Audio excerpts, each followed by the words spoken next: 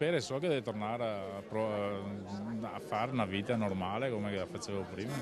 Guido Fantini un anno fa si trovava nel capannone alla festa degli Omi quando venne invaso da acqua e fango. Rimase gravemente ferito, restò per diversi giorni ricoverato in ospedale. Da quel maledetto sabato di agosto la sua vita è cambiata.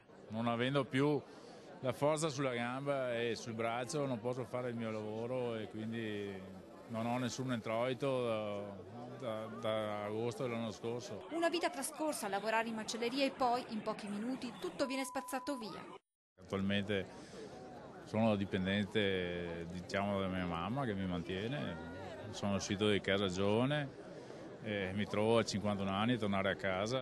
Guido Fantini rappresenta uno dei simboli di quella tragedia e di quei rimborsi destinati ai privati mai arrivati. Per il disastro al Molinetto della Crode i danni totali ammontano a 8.258.000 euro. Noi abbiamo finanziato con 4 milioni di euro, quindi abbiamo ripristinato tutto quello che sono i danni pubblici. Ci aspettavamo e ci aspettiamo ancora un riconoscimento da parte del governo che non c'è. Ma i 4 milioni destinati ai privati appaiono ancora una chimera. Ma il governatore Zaia non ci sta alle polemiche sui ritardi nella presentazione delle pratiche e chiarisce subito. Vi ricordo che Refrontolo, assieme a un'altra trentina di fatti accaduti l'anno scorso, non ha, secondo la legge, i criteri per avere la dichiarazione dello stato di emergenza. Ed è questo il problema principale che ci siamo trovati ad affrontare. Da qui la decisione concordata con la Protezione Civile Nazionale di accorpare la pratica di Refrontolo ad un'altra trentina di fenomeni minori per avanzare allo Stato un'unica richiesta che avesse più peso. Poi scoppiano le polemiche e allora il presidente Zaia prende un'altra decisione.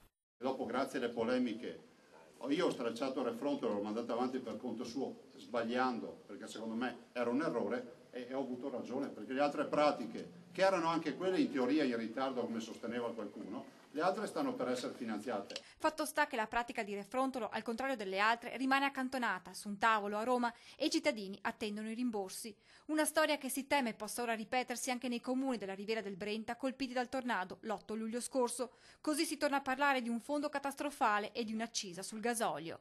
7,5 centesimi massimo per litro di gasolio, non benzina, e direi che sarebbe una sconfitta anche perché un territorio che paga 21 miliardi di tasse all'anno a Roma e le lascia lì si merita di avere indennizi da Roma. E certo è che noi comunque dobbiamo dar vita a un fondo catastrofale, altrimenti non riusciamo più a dare risposte ai cittadini. Sul tavolo poi anche l'idea di un'assicurazione. Penso che la polizza multirisk, come accade in molti altri paesi, dove tutti i cittadini hanno modo in maniera molto agevolata di assicurarsi per tutti i rischi catastrofali, ci darebbe modo di mettere in sicurezza tutti i nostri cittadini.